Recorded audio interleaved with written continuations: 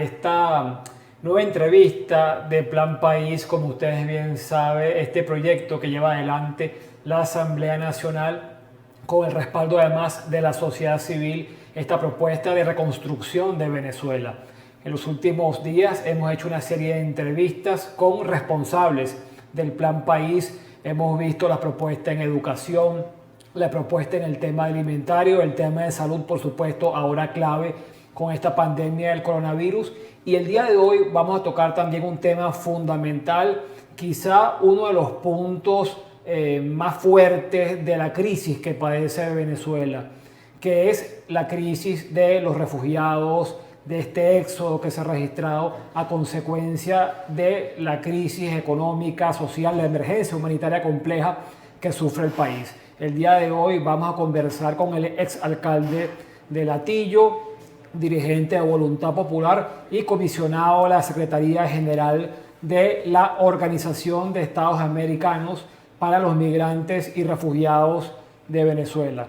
Ya tenemos en línea a David Smolanski. Estamos allí esperando para conversar con él. Comisionado, ¿nos escucha? Estamos esperando también que se vayan conectando todos a las diferentes redes de Plan País para tener esta conversación, como les decía, un punto fundamental, clave, el tema del éxodo de venezolanos, que además hace que la crisis del país tenga todo este impacto a nivel regional y sea también un foco de atención, un tema de atención para toda la comunidad internacional y obviamente los más afectados por todo esto, los países vecinos, Brasil, Colombia. Ya la inmigración venezolana es un tema que no solamente en principio, recordemos, tenía digamos, su diáspora o su destino en Estados Unidos, Europa. Con el tiempo esto evolucionando y hemos visto, a compatriotas que cruzan las fronteras a pie, como pueden hacerlo para buscar un mejor futuro, el futuro que no consiguen en el país. Y todo esto, como decíamos, una de las consecuencias, los efectos de la emergencia humanitaria compleja que estamos padeciendo. Ya tenemos a David Smolanski, como decía, comisionado de la Secretaría General de la OEA para la crisis de migrantes y refugiados venezolanos. Bienvenido, comisionado, ¿cómo está? Muchísimas gracias, Pedro Pablo. Buenas tardes. Gusto en saludarte, gusto en verte. Muchas gracias por estar aquí y yo quería comenzar con esa evaluación del impacto que tiene esta crisis de migrantes, de refugiados. Se dice fácil cuando uno escucha y cuando lee informes que comparan el caso de Venezuela con Siria, por ejemplo, ¿no? Diciendo que están prácticamente al mismo nivel cuando Venezuela no ha sufrido una guerra, sino el desgobierno que ha provocado esta emergencia humanitaria compleja. Pero quería que nos diera como esa visión de esta crisis y el impacto que tiene para toda la región. Bueno, nuevamente muchísimas gracias por la invitación y saludar el esfuerzo que está haciendo Plan País a través de la Asamblea Nacional y el gobierno interino, una propuesta de reconstrucción para Venezuela y una reconstrucción que debe plantearse siempre incluir a quienes estamos desterrados, porque Venezuela va a necesitar de quienes hoy están en el exterior para reconstruirse. Al momento que me hace esta entrevista, la crisis de migrantes y refugiados venezolanos es la segunda más grande del mundo, solamente detrás de Siria. Somos 5.1 millones de desterrados venezolanos y eso nos hace además la primera población más desplazada del planeta sin haber padecido una catástrofe natural ni una guerra convencional.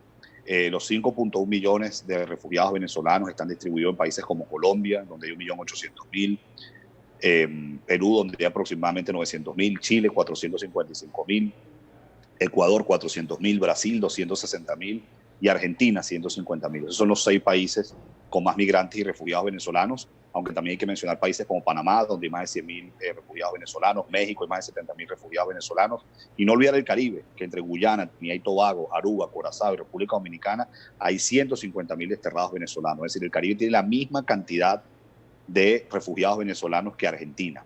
Ahora, más allá de los números, aquí estamos hablando de personas. Estamos hablando de hombres, de mujeres, de niños, de jóvenes, de ancianos, de adolescentes que han salido en condiciones muy vulnerables del país, producto de la tiranía de Nicolás Maduro, que por la emergencia humanitaria compleja, la violación masiva de los derechos humanos, la inseguridad, el colapso económico y la falta de servicios ha hecho que más de 5 millones de venezolanos tengan que huir. ¿Cómo están huyendo hoy los venezolanos? Los venezolanos no huyen en avión, los venezolanos están huyendo caminando, están huyendo en bus, inclusive cada vez más frecuente ver venezolanos que toman balsas, como hacían los cubanos y peñeros, para poder llegar a una isla del Caribe. Y yo te digo, pero Pablo, estoy trabajando en la OEA desde hace año y medio coordinando esta oficina. No hay nada más devastador, no hay nada más dantesco que visitar algún país de la región, visitar algún albergue, algún campamento de refugiados, alguna frontera y escuchar los testimonios de quienes se han huido, quienes han salido de manera forzosa del país. Así que esa es la situación actual, atendiendo tu primera pregunta puntualmente.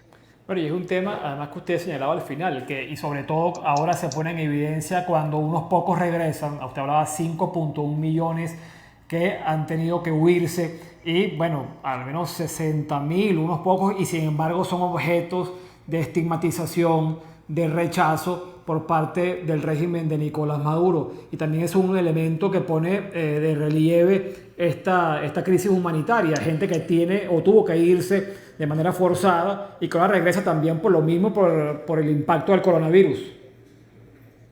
Correcto. Bueno, obviamente el coronavirus ha cambiado toda la dinámica del flujo migratorio. Desde hace 3 meses, los 5.1 millones de refugiados venezolanos no se ha alterado esa cifra, porque las fronteras, como bien sabemos, están cerradas y quienes están saliendo, los pocos que lo hacen, están haciendo por lo que conocemos trochas o gente que se está literalmente lanzando al mar para llegar a islas como Curazao, Aruba o Trinidad. Ahora bien, el coronavirus ha hecho que muchos venezolanos, por decisión propia, es decir, por razones eminentemente humanitarias y por vía terrestre, la mayoría caminando, se han regresado a Venezuela. Y para el momento estamos hablando que aproximadamente entre Brasil y Colombia, pero la abrumadora mayoría desde Colombia, han regresado 55.000 venezolanos al país. Ahora, el tema es los tratos crueles y degradantes, pero Pablo, que están recibiendo en Venezuela. Lisandro Cabello, el número 2 de la gobernación del Zulia, lo llamó a los venezolanos que han retornado como arma biológica. Algo gravísimo, una calificación que claramente de segregación, que son las calificaciones en lo que yo considero que aceleran o inician genocidios. Además dijo que los que retornen tienen que pasar la cuarentena en una celda. Frei Bernal dijo que les va a marcar las casas a aquellos que regresen, y el régimen está culpando a los venezolanos que han regresado por los nuevos brotes de coronavirus. Nosotros hemos llevado esto a las más altas instancias, no solamente de la OEA, sino de Naciones Unidas, lo que está ocurriendo con los venezolanos que han regresado, porque la integridad física, emocional y psicológica de estas personas está en peligro, están siendo amenazados, están siendo estigmatizados, y evidentemente ante eso no podemos quedarnos en silencio. Cualquier individuo en el mundo, sea venezolano o cualquier otra nacionalidad, tiene el derecho a regresar a su país. Y además, en Venezuela no solamente es que está seriamente restringido el regreso por cómo los han tratado, sino más que el espacio aéreo está prácticamente cerrado para vuelos por razones humanitarias de retorno. Son miles de venezolanos hoy, por ejemplo, en Chile, en Argentina, en Estados Unidos, en México, que están varados, que no han podido regresar a Venezuela porque el espacio aéreo lo han tenido cerrado para los vuelos humanitarios. Lo que lo han mantenido abierto permanentemente es para el tráfico de drogas y para otras actividades ilícitas. Hay un tema que ya usted señalaba, pero quisiera profundizar, que es el impacto que esto ha tenido en la región y el esfuerzo que se puede hacer para no solamente apoyar a estos compatriotas, sino también buscar comunicación, trabajo conjunto con los gobiernos para dar un apoyo. ¿Qué se está haciendo desde la OEA, desde la comisión que usted encabeza, para apoyar tanto a esos venezolanos como a estos gobiernos que reciben el impacto de todo lo que representa este éxodo y esta presencia de refugiados e inmigrantes? Bueno, nuestra oficina tiene 2 grandes objetivos estratégicos. El primero es visibilizar toda la situación interna que ocurre en Venezuela, significa visibilizar la tragedia, el dolor que ha causado la dictadura para que haya hoy más de 5 millones de refugiados venezolanos, que solamente se compara con países en guerra. Y el segundo objetivo estratégico de nuestra oficina es impulsar políticas que atiendan, que protejan y que integren a los desterrados venezolanos a donde están llegando. La columna vertebral de nuestro planteamiento es que al venezolano se le dé el estatus de refugiado según la Declaración de Cartagena. La Declaración de Cartagena es la única que amplía el concepto de refugiado de Naciones Unidas y dice que un refugiado es aquel que huye de su país por violencia generalizada, alteración del orden público, violación masiva de los derechos humanos, agresión extranjera. Nosotros consideramos que todas esas aplican hoy para el éxodo venezolano. Brasil ya está aplicando el estatus, ya está aplicando de la Declaración de Cartagena y está otorgando el estatus de refugiado. México también lo ha venido haciendo, y esperemos que muchos otros países de la región pues lo hagan y que se construyan las bases para un consenso regional. Nosotros visitamos permanentemente la región, por obvias razones en los últimos 3 meses no lo hemos podido hacer, y cada vez que visitamos la región precisamente buscamos que se agilicen políticas en favor de los venezolanos.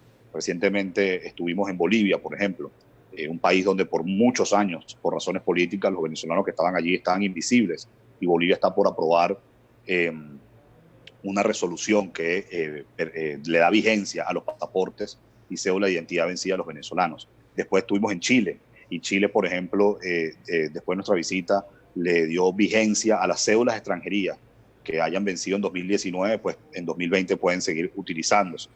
Cuando fuimos a Colombia hace unos meses, se retomó el registro para el permiso especial de permanencia. Después que fuimos a Brasil, más de 20.000 venezolanos obtuvieron el estatus de refugiado. Entonces, te doy un poco esos ejemplos recientes de visitas que hemos hecho y el impacto que busca tener nuestra oficina de cara a atender a los migrantes y refugiados venezolanos. El año pasado, por ejemplo, se aprobó, que en mi opinión es un ejemplo de política integral en la región, la tarjeta unificada de vacunación. Y de esta forma, pues más de 10 países están utilizando esta tarjeta que, bueno, en primer lugar, evita duplicar esfuerzos en cuanto a vacunación, sobre todo porque hay un venezolano que llegaba a Colombia, se vacunaba, luego a Ecuador se volvió a vacunar, luego a Perú se volvió a vacunar, y además de eso, pues una mejor atención médica para los venezolanos. Así que eso es un poco lo que estamos haciendo, y si me permite, discúlpame que me extienda, hemos iniciado recientemente una campaña en contra de la xenofobia, en contra de la discriminación hacia los venezolanos, y les invito a todos a que la divulguen, a que la hagan suya. Es una campaña eminentemente institucional, regional de la OEA, que se llama Soy venezolano, soy refugiado, soy venezolana, soy refugiada, y lo que buscamos es que ningún venezolano, esté donde esté, sea agredido, sea ofendido, sea insultado por su nacionalidad, sino todo lo contrario, que prevalezca la solidaridad y que surjan oportunidades para que se integren. Usted, como decía, ha podido recorrer varios países. ¿Qué ha escuchado allí de los venezolanos? ¿Qué le cuentan no solamente de las condiciones, la situación que enfrentan, sino qué los llevó a irse, en qué condiciones? Un poco el testimonio, la experiencia en ese contacto directo con los venezolanos que están en otros países. Mira, hay de todo. No hay nada más dantesco, más devastador, más duro que escuchar el testimonio de un desterrado venezolano. Yo empecé la vida política, la vida pública en Venezuela hace más de 10 años, cuando era dirigente estudiantil, y tuve la oportunidad de ser alcalde, y he recorrido no solo el municipio o el área metropolitana de Caracas cuando estaba en funciones, sino he recorrido el país. Y no hay algo más dantesco que escuchar a un venezolano que se tuvo que ir en contra de su voluntad. Son muchos los testimonios, pero Pablo, nos pudiese dar aquí horas hablándote de ello. Por ejemplo, el testimonio de una docente venezolana que tuvo que tomar un peñero en el estado Falcón, un peñero que excedía su capacidad, iban 34 personas. Ese peñero cerca de la medianoche naufragó, literalmente se partió en dos. De las 34 personas que iban a bordo, 18 fallecieron. Esta docente, que ya tenía 4 meses embarazada, quedó en alta mar a esa hora y estuvo nadando toda la madrugada, y milagrosamente pudo llegar a la orilla de una playa en Curazao, y después de allí caminar 3 horas hasta donde consiguió un albergue, y sobrevivió, básicamente, sobrevivió. Y luego dio a luz, y su hija se llama Victoria del Mar. Eso es un testimonio, por ejemplo, de tantos de los venezolanos que tienen que huir de su país. Los caminantes, por ejemplo, en el páramo de Berlín, que con muchos me he tropezado, están caminando hasta 4.000 kilómetros. Caminar de Cúcuta a Perú es caminar medio continente. Entonces, esa pregunta que me hace es muy interesante, porque justamente cada vez que visitamos la región hacemos unas mesas de trabajo. Hemos hecho en los últimos meses 10 mesas de trabajo en 9 ciudades de Latinoamérica, en 5 países en total, donde han participado casi 500 refugiados venezolanos. Y esas mesas de trabajo, uno de los objetivos que tiene es preguntarle por qué se fueron de Venezuela y cómo se fueron. Y lo más recurrente es la falta de comida, la falta de medicina, ser víctima de la inseguridad, así como también ser perseguidos políticamente. Ayer justamente en un espacio que yo tengo también por Instagram, se llama Hablemos Sin Fronteras, lo tengo miércoles y domingo a las 7 de la noche, entrevistaba a una dirigente político que se llama Betsabé Jaramillo, que fue perseguida en el año 2018. Ella tuvo que pintarse el cabello, cambiarse la montura de lentes. No sé incluso cómo logró hacerlo, pero logró comprar un avión o logró comprar un boleto interno que la llevó a Barcelona con otro nombre sin que las autoridades se dieran cuenta, y se fue a Barcelona porque todavía hay vuelos para Guayaquil, y ahí agarró la escala y llegó a Ecuador, y hoy vive en Ibarra, que es frontera con Colombia. Entonces, son demasiadas las historias que uno pudiese aquí compartir de por qué los venezolanos se han ido, cómo se han ido, y toca reinventarse. Y por eso es que el venezolano, coloquialmente hablando, tiene que echar su cuento. No nos puede avergonzar cuando estamos fuera, qué nos pasó, por qué nos fuimos, cómo nos fuimos, porque creo que eso es lo más poderoso, el testimonio de las víctimas, que sensibilicen a la comunidad internacional, y sensibilizando a la comunidad internacional, pues se logrará no solamente mayor atención a quienes hoy son refugiados, pero también la mayor presión política que hoy necesitamos para restituir el orden democrático. Claro, porque además hay un tema que quizá en sus orígenes, cuando uno pensaba en la inmigración venezolana, pensaba en las clases medias, profesionales, que como decía, tenían destino Estados Unidos, Europa, pero ahora hemos visto que esto, bueno, ha tocado a toda la sociedad y hasta ese extremo, gente que cruza la frontera a pie y también se enfrentan a una cantidad de peligros, no solamente en la vida, sino, bueno, pensar lo que es el tráfico de personas, los abusos. Recientemente, usted que volvía sobre el tema de las personas que se lanzan al mar, bueno, hace poco también se recordaba un grupo que fue a Trinidad y Tobago y desapareció, y tampoco había una respuesta del régimen chavista sobre lo que pasó allí para hacer una investigación. Es decir, una cantidad de elementos que antes obviamente no formaban parte de esta discusión y ahora están, y también apuntan a temas hasta de seguridad, como decía, el tráfico de personas. Y no podemos cotidianizar eso, pero Pablo, yo creo que eso es lo más importante que debemos tener en cuenta. Nosotros no podemos cotidianizar esta crisis que ha generado la dictadura, que hoy nos coloca como uno de los países más peligrosos para vivir, como la principal crisis humanitaria del hemisferio occidental y la cuarta del mundo, como la segunda población, que ya decía, con más refugiados después de Siria. No podemos cotidianizar. La otra vez leía la historia de una sobreviviente del Holocausto, que le preguntaban cómo ella había hecho para sobrevivir a los campos de concentración cuando vio a su familia ser asesinada en las cámaras de gas. ¿Qué le daba a ella fuerza para seguir? Y ella decía, poder echar el cuento de que sobreviví, para que el mundo sepa lo que fueron los campos de concentración nazis. Bueno, los venezolanos nos tenemos que, insisto, contar esta historia. ¿Qué es levantarse y no tener agua potable? ¿Qué es irse a dormir y no tener electricidad? ¿Qué es que una madre, como me contaba un testimonio de una refugiada en Costa Rica, le mentía a su hija de que ella comía para que los pocos alimentos que los tenía, pudiese su hija alimentarse, hasta que su hija se dio cuenta que su mamá se estaba quedando anoréxica, y ahí fue donde, pues, obviamente la mentira ya no pudo mantenerse, y la hija menor de edad le dijo, mamá, nos vamos, porque antes de yo comer tú te vas a morir y yo no quiero que te mueras. Esas son las historias que hay que contar. No podemos dejar de contar qué se siente cuando un venezolano, cualquiera de nosotros, y además eso ha pasado por los últimos 20, 25 años, sales en las noches y sabes bien que puedes ser víctima de un secuestro. Los más jóvenes tienen que siempre mandar un mensaje, ya llegué, estoy bien, etc. Ese es el tipo de cosas que nosotros en la OEA estamos buscando, que hemos reflejado en distintos informes en nuestra página, en la página web de la Organización de Estados Americanos, en las redes sociales de la OEA, en mis cuentas personales pueden ver nuestros últimos informes de Chile, Bolivia, el que hicimos en Brasil, en Costa Rica, nuestro informe regional que presentamos hace un año, y evidentemente pues siempre en las redes sociales estamos suministrando información de interés para los desterrados venezolanos. Y como te decía al principio de esta entrevista, Plan País, y nosotros estamos poco a poco también en la OEA empezando a trabajar en eso, tiene que pensar dentro de sus planes de reconstrucción de Venezuela, un plan de repatriación. ¿Qué va a motivar el día de mañana a volver a Venezuela?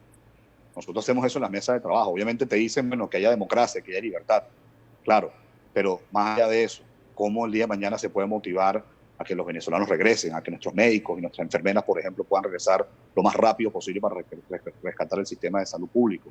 ¿Cómo podemos hacer a que muchos periodistas, por ejemplo, que hoy están desterrados, puedan regresar y que los medios de comunicación en Venezuela vuelvan a ser independientes y que no sean víctimas de la censura ni la autocensura?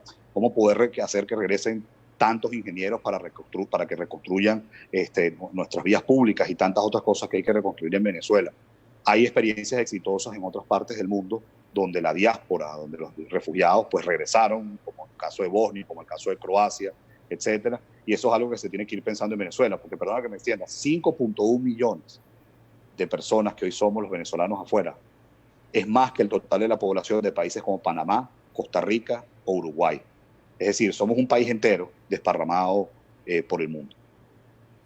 Cuando tiene contacto con autoridades o con representantes de ONG, gobierno, ¿hay conciencia de lo que significa esta diáspora venezolana en cuanto al apoyo que deben brindar, el interés, la importancia que también tiene para esos países?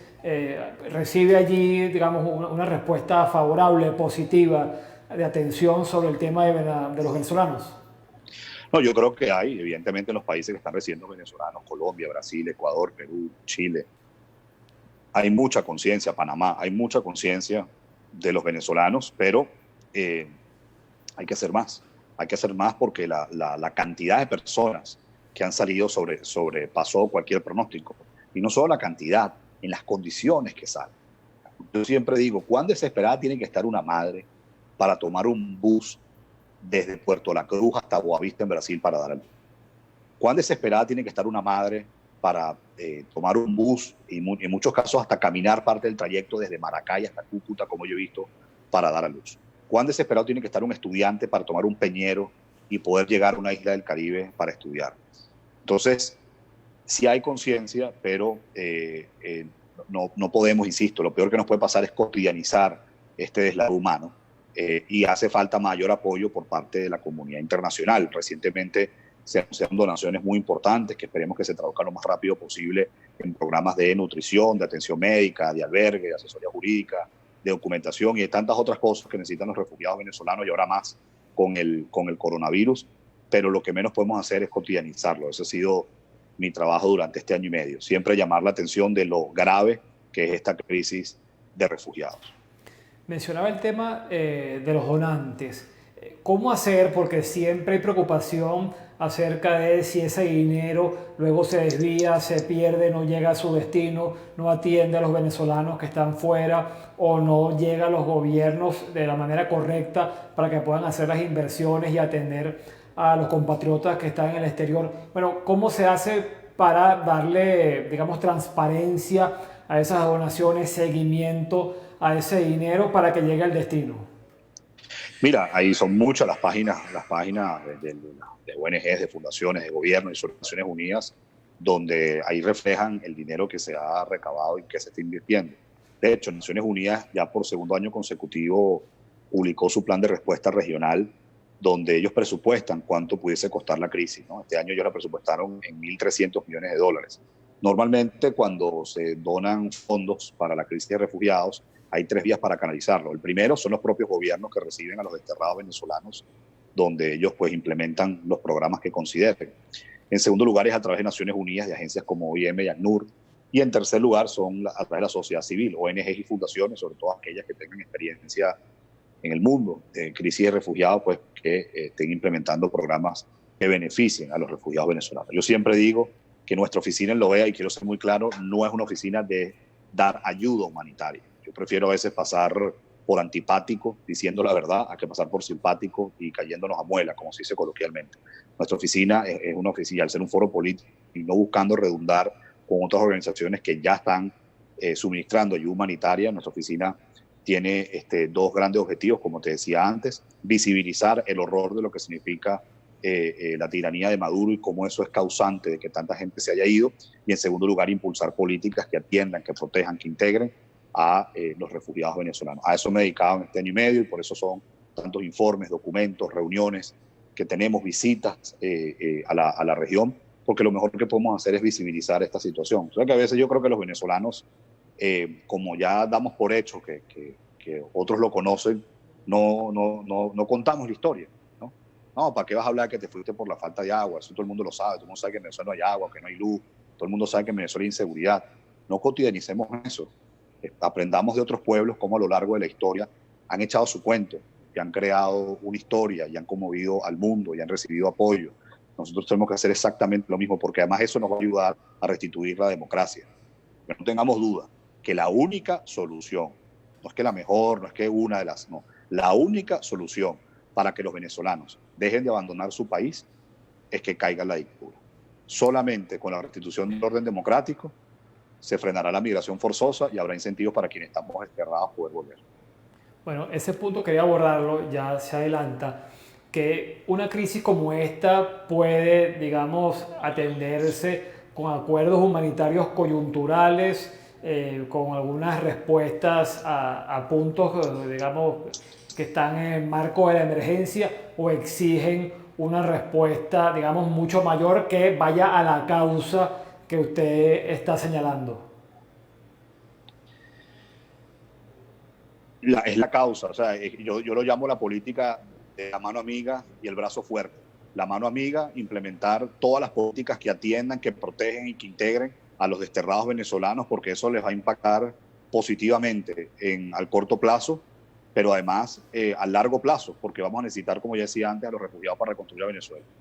Esa es la mano amiga. Y el brazo fuerte es denunciar la causa. Es denunciar de que hoy los venezolanos somos víctimas no de una dictadura más latinoamericana, de un estado, de un estado criminal, que somos víctimas de una sinergia sin precedentes de la inteligencia cubana, mercenarios rusos, el fundamentalismo islámico con Irán, grupos irregulares como el ELN, escuadrones de la muerte como el FAES. Entonces, esa es la causa. Ahora, hay quienes dicen, no, que quien trabaja por los migrantes y refugiados se está olvidando del verdadero problema, ¿no? Completamente equivocado por dos razones. Primero, porque se pueden llevar las dos al mismo tiempo, ¿no? Porque una cosa te lleva a la otra. Y en segundo lugar, trabajar por los migrantes y refugiados hoy es invertir a la reconstrucción de Venezuela mañana.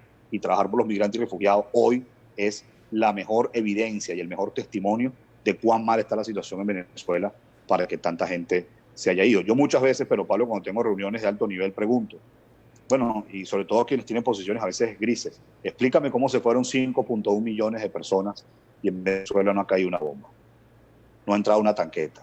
¿Cómo es eso? Porque en Siria llevan 10 años en guerra, Sudán se dividió, Myanmar ha tenido conflictos. ¿Por qué en Venezuela no ocurrió? Bueno, por todo lo que ha generado la dictadura en estos años y que ocurre de manera simultánea. No podemos cotidianizar nuestra crisis nunca. Es con el tema eso de los grises que señala, por allí también hago la pregunta, ¿quién cree que esto puede, digamos, atenderse con un acuerdo humanitario, pero en un tema, supongamos, como esto que se firmó con la OPS, ¿no? Con la Organización Panamericana de la Salud, que obviamente sí da apoyo para un tema puntual, pero que obviamente el tema de Venezuela exige una solución que vaya al fondo del problema, si no, obviamente esto no conseguirá solución y se seguirá viendo esta cantidad de compatriotas que huyen buscando pues, un destino en otro país. De acuerdo, por eso digo, la única solución es que no haya dictadura en Venezuela.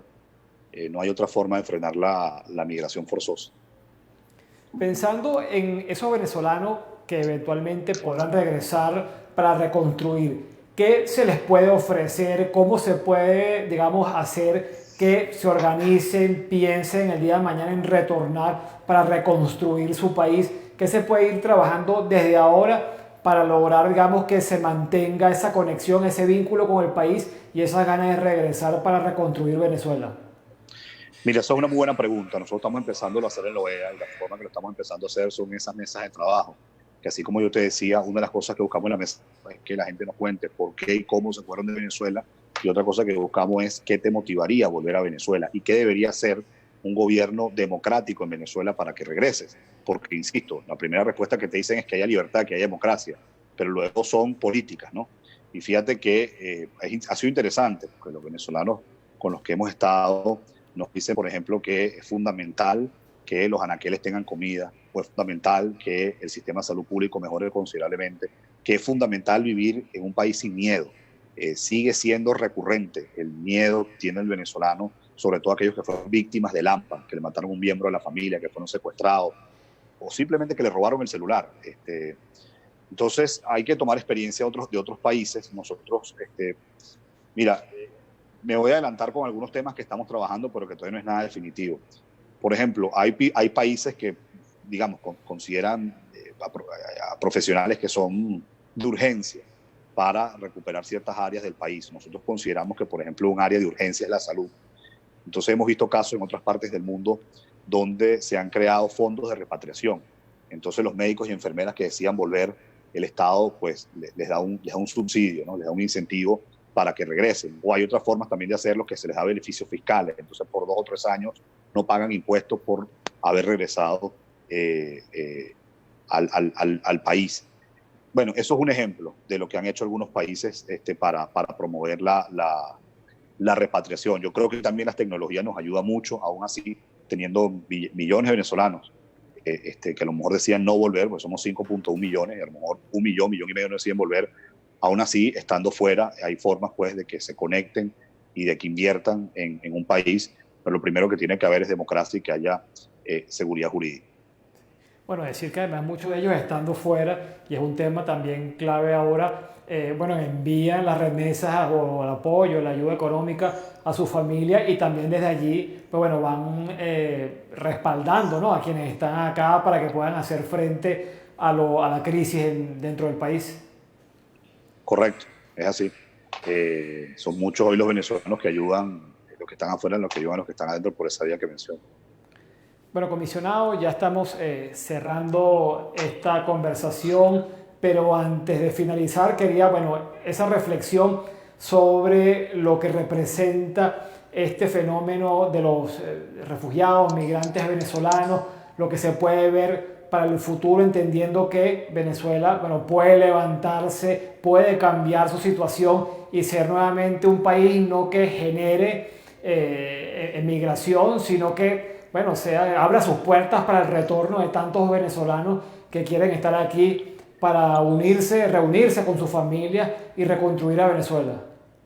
Fuimos un país que por décadas recibió inmigrantes europeos que huyeron de la guerra, otros que huyeron de la dictadura del Cono Sur en Latinoamérica, o que huyeron de conflictos armados en Centroamérica, o dictaduras en el Caribe, el conflicto armado en Colombia, y eso ha cambiado 180 grados, y ahora de recibir inmigrantes, pues hoy los venezolanos nos hemos tenido que ir. Mi llamado es en primer lugar a que prevalezca la solidaridad. Yo soy refugiado, soy venezolano, soy refugiado, soy venezolano, soy refugiada. Es la campaña que estamos sacando en la OEA contra la discriminación y la xenofobia. En segundo lugar, que esta oficina no es de David Molans, que esta es una oficina, como lo concibió el secretario general Luis Almagro, que le pertenece a los venezolanos. Incluso nació antes del gobierno interino y que está allí, como ya he venido diciendo en esta entrevista, para visibilizar lo que sucede dentro de Venezuela, pero para impulsar las políticas que mejoren la calidad de vida de los venezolanos que hoy están desterrados.